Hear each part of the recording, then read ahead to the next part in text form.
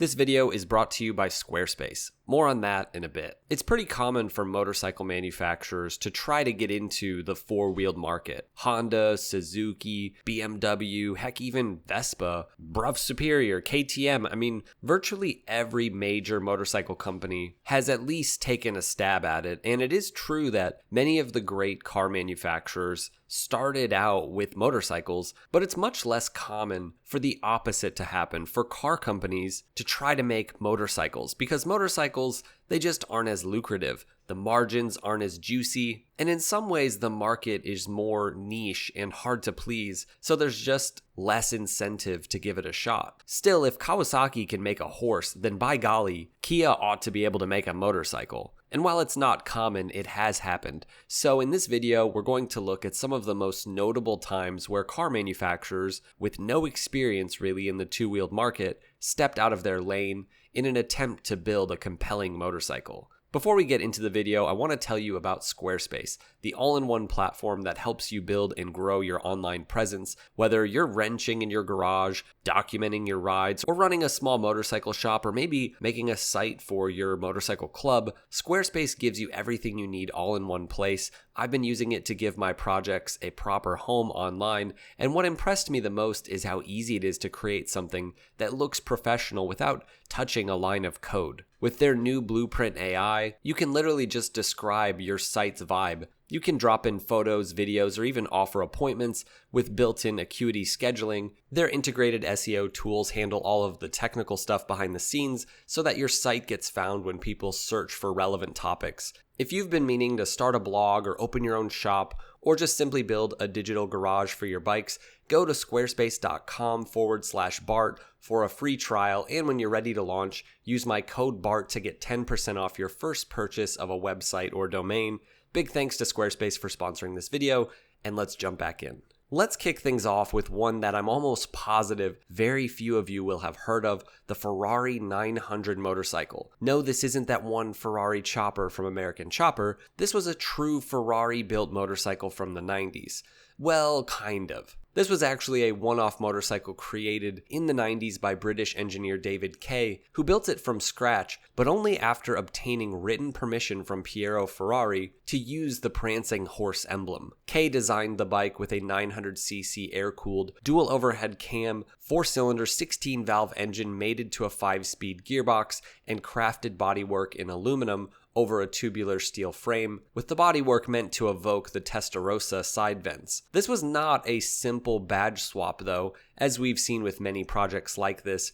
Mercedes did this at one point. Now, this is claimed to be a full-blown custom, handmade 900cc engine. And just at face value, that is a ridiculous thing to do, right? To just be able to make your own engine. But on top of that, this looks suspiciously like a few other engines. In my opinion, in particular, it looks a lot like the 750 MV Agusta engine from, for example, the MV Agusta 750 America from the 70s. So it's very likely, in my opinion, that this is that engine and that it was essentially bored out to 900 cc's. Now, maybe I'm wrong. I'm open to being wrong. This could be a full-blown custom engine, but I think it's a bit deceiving that pretty much everywhere you see this bike talked about, it's said that the engine is built from scratch. I mean, if you just look at the details, it looks just like that engine in pretty much every way. A few things are different, but yeah. The project reportedly consumed around 3,000 hours of labor, and though the bike did show great ambition, it was never intended for mass production, nor full track or road development, but it does stand out as the single closest thing to a true Ferrari two-wheeler ever made.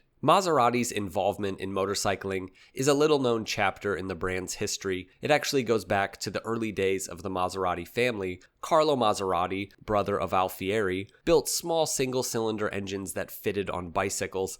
Later, when the Orsi family acquired Maserati in the 30s, the company diversified into components, things like spark plugs, batteries, lighting parts, and they decided to venture into markets beyond just automobiles. In the early 1950s, responding to demand for affordable motorized transport in post-war Italy, that is, the world in which the likes of Vespa and of course Ducati were built, Maserati entered motorcycle manufacturing by acquiring Italmoto, based in Bologna, and moving its operations operations into its Modena factory. Their first rebranded machines included a 160cc 4-stroke touring bike, and then also 2-stroke models. Maserati introduced its own models, inspired by DKW designs. Over the course of the 50s, they expanded their engine range from small 50cc mopeds up to 250cc machines, producing a lineup of over a dozen different models, including variants like the 50 T2 SS, 125 TV, 175 T4S, and the 250 T4 GT. Maserati's motorcycles even carried a racing pedigree. In 1956, the company entered its 125cc bikes in the Tour of Italy, and in 57, they fielded 9 riders on their 125cc machines, several finishing among the top 100 in this grueling 2,000-kilometer event. But despite having some momentum, it just didn't last.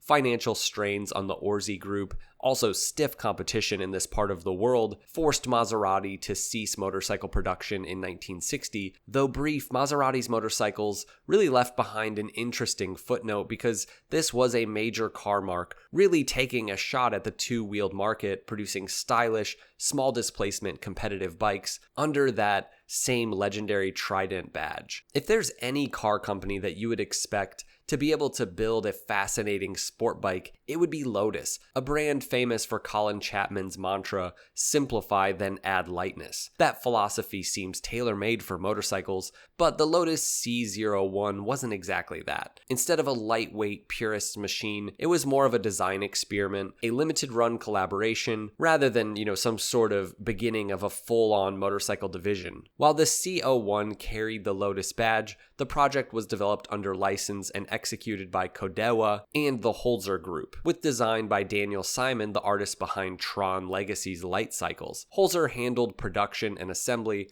applying its motorsport engineering expertise and also precision CNC machining to craft each bike. Only 100 units were planned and built. This was really a collector's item. After that run, Lotus Motorcycles never produced another model. This venture quietly ended as a sort of one-off design statement rather than some sort of long-term sustainable motorcycle program, though we don't know if that was the goal. Beneath its sculpted carbon fiber and titanium bodywork sat an 1195cc 75-degree Rotax V-twin adapted from the KTM RC8R and tuned to produce around 200 horsepower. The frame was initially envisioned as a monocoque frame, but it ended up being a chromoly trellis designed and developed by Kalex, a Holzer affiliate. In the end, the C-01 wasn't a lightweight Lotus. It was essentially a motorcycle as more of a sculpture. Once these 100 examples were delivered, this project sort of faded into history. Though very cool, I do feel like Lotus could have made something more,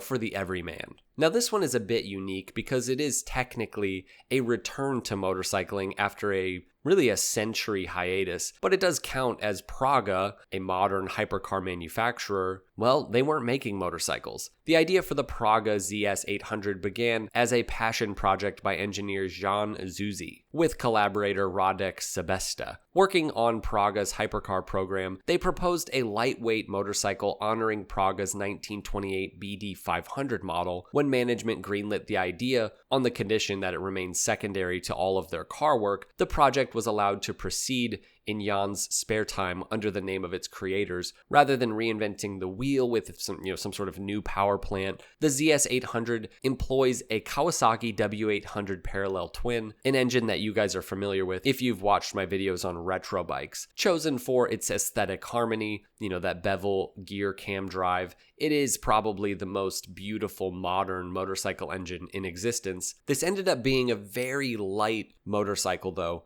unlike the W800, especially in terms of materials and just the structure. Every detail of this bike leans into that goal of being light. You have a chromoly frame, titanium fasteners, and even 3D printed titanium parts. Some pretty unusual construction methods, things like carbon fiber spokes and bespoke hydraulic drum brakes. This also doesn't mark some sort of big revival of Praga's motorcycle heritage, but it is a pretty cool, interesting, limited bike. Aston Martin's entry into the motorcycle world was unique in that it came through a collaboration with the storied British motorcycle maker Brough Superior, resulting in the AMB 001, the first ever motorcycle to bear the iconic Aston Martin wings. The AMB 001 debuted at EICMA in Milan in 2019, positioned as a limited edition track-only machine rather than some sort of mass-market model. Under the skin, the AMB 001 is a high-tech piece of engineering. Its bodywork is made entirely from carbon fiber, even in areas hidden beneath the surface.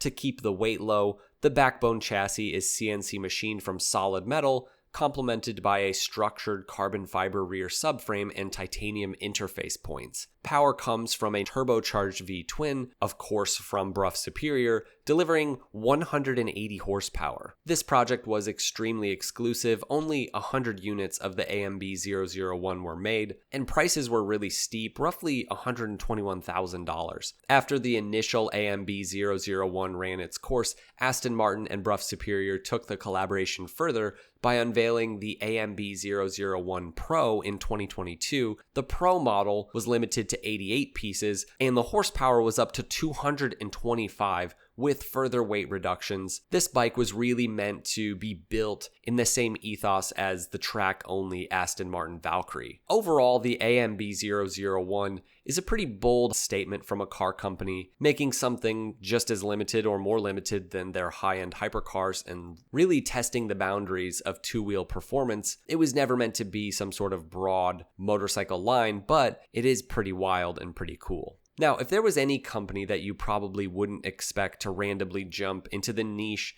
electric motorcycle segment, it would be Renault. Known more for creating innovative practical cars for everyday drivers and also for motorsports. Still, this is the Heritage Spirit Scrambler, a limited edition handcrafted collaboration with a company that I believe is called Atelier Heritage Bike. This bike is meant to sort of bridge the gap between retro bikes and, e-bikes or electric motorcycles, drawing inspiration from classic scramblers of the 60s and 70s, but this one is also paying homage to the iconically styled Renault 4 from 1961. Underneath its retro skin, the bike features a steel frame, composite bodywork, hand-stitched leather saddle, and its electric motor delivers pretty lame performance, honestly. A claimed range of like 110 kilometers, top speed of about 99 kilometers per hour, so nothing to write home about. Only 10 units of this bike are being made, each priced at 26,900 euros, which is pretty crazy.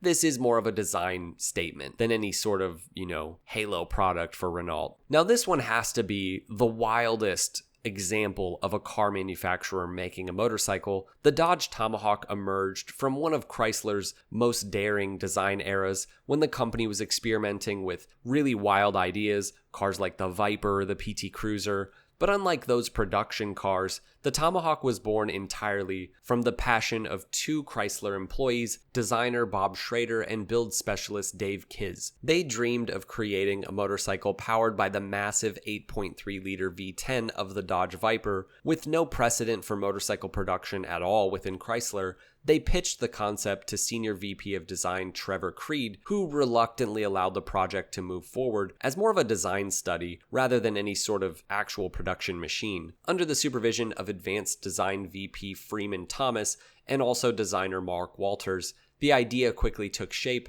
a vehicle that would showcase Chrysler's engineering bravado rather than try to be some sort of standard motorcycle. Walters proposed a dual-wheel setup at both the front and rear to balance the immense V10's width, inspired in part by the futuristic light cycles from Tron. RM Motorsports of Michigan was brought in to fabricate the prototype, creating a fully functional four-wheel hub-center steering machine that could theoretically lean like a conventional bike, despite weighing nearly 1,500 pounds and producing 500 horsepower. When the Tomahawk was unveiled at the 2003 North American International Auto Show, it instantly stole headlines from even Cadillac's 16 concept as well as GM's Highwire. Dodge called it a rideable automotive sculpture, and it certainly looked the part. Its polished aluminum body, the exposed V10 engine, and the outlandish proportions made it one of the most visually shocking concept motorcycles maybe ever. Critics laughed, however, and rightly so. Dodge's claim was that it could reach 400 miles per hour, but those in the know noted that its aerodynamics, its weight, and especially its limited steering range made really any serious level of performance impossible. Motorcyclist Magazine and MCN both pointed out that while technically it was operational, it didn't have any sort of refinements that would make it genuinely rideable.